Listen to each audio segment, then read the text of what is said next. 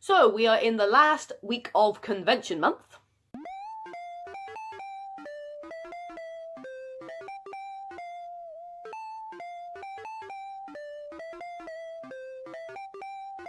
And as I said in my last video, I have one more convention to go to, which was last Saturday, and that was CosExpo, held at the University of Reading. And this was its first convention of this type.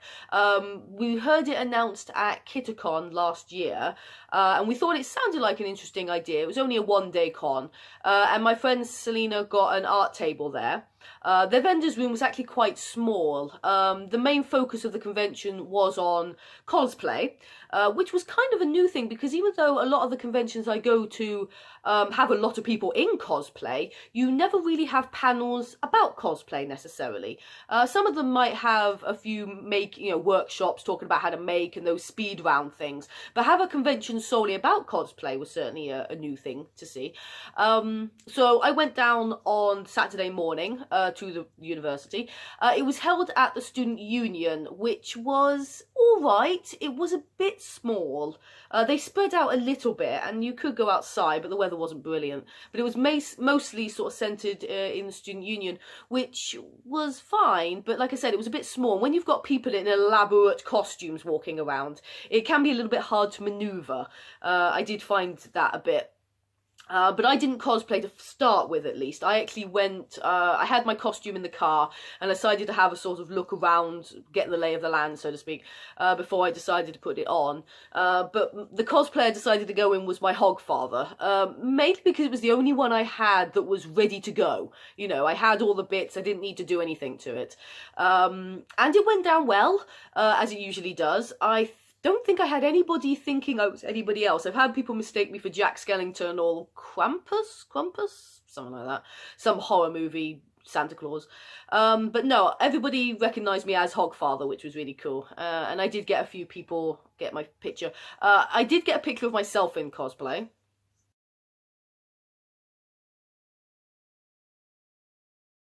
Although, I've shown that before, so that's not exactly new. But yeah, it was worth doing. It was worth doing.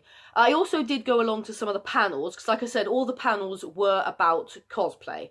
So I went to one on how to do cosplay when you're broke AF, which was not too bad. I gave you a few tips on how to get cosplays and the fact that it is possible to do when you're skint.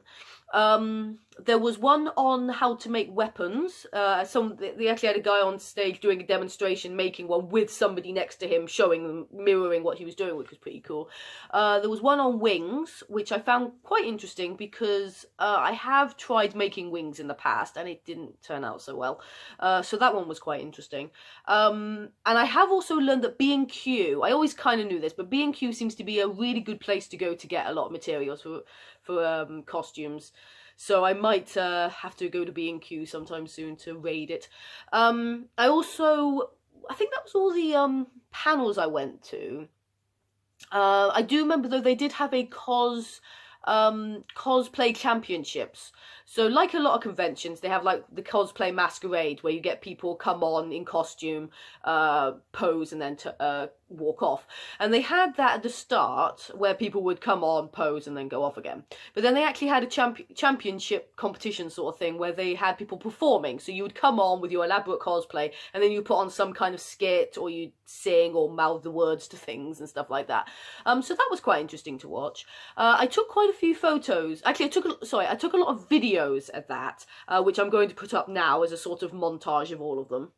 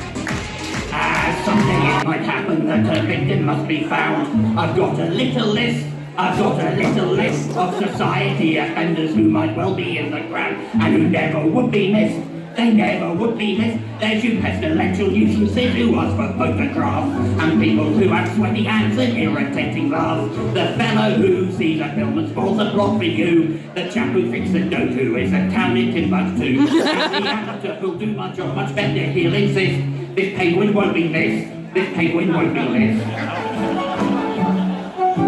But why stop there? I'm just getting started. I didn't really take a lot of actual photos while I was walking round, or many videos. I will post any right now of any that I can find that I've forgotten about on my camera, but also I'll post a few photos as well. The rule for making wings is you always make them as light as possible, because you're going to wear them for the whole day of the convention. They're going to weigh a lot, they're going to hurt you a lot.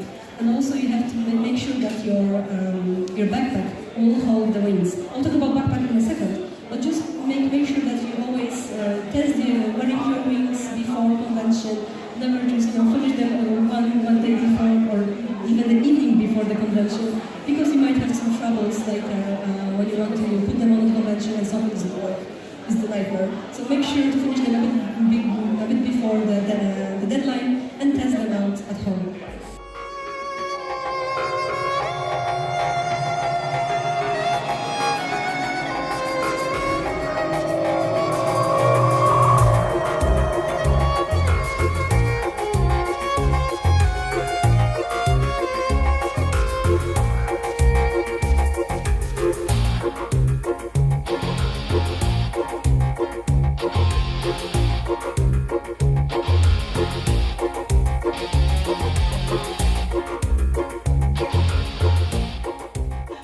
But yeah, after the convention, after they had the championship, it was over. It finished at 5 o'clock. There was an after party that went on till about 10, but you had to get an extra ticket. It cost extra to have a ticket for that, and we didn't bother.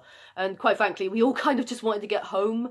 It was a fun day. It was a good day. It was a busy day, but yeah, it's still over an hour drive for me to get to Reading, so it was nice to just head on straight away. We got a bit of food and then went on.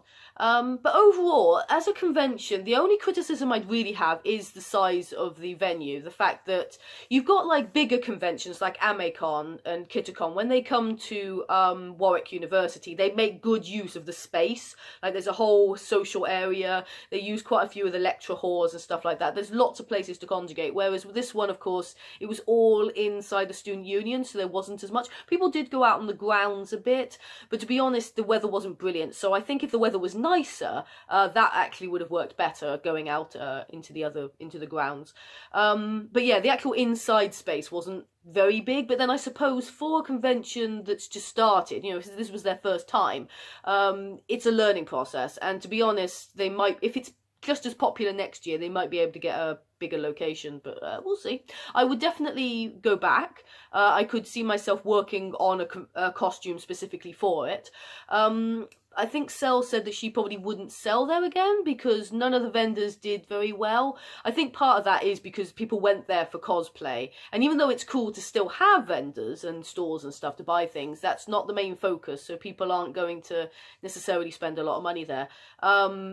But we would probably all, as a group, we would go back to the convention to actually enjoy it, to go to the panels, to cosplay and that kind of thing. So for that, it was definitely a fun day. So yeah, that's all I have to say on that. I am not going to reveal next month's theme yet. I will reveal that next week. I was kind of deciding whether I wanted to do 2 months of this for a particular reason, but I've also decided that if there's a video I really want to do that doesn't fit into the theme, I might just do that as a sort of, do a little mini theme video and talk about that, do the main thing talking about whatever it is, or I'll do a separate video. I haven't decided yet. But one way or another, I have already decided what theme I'm going to do for next month, and you'll have to find that out next month. So I will see you in April.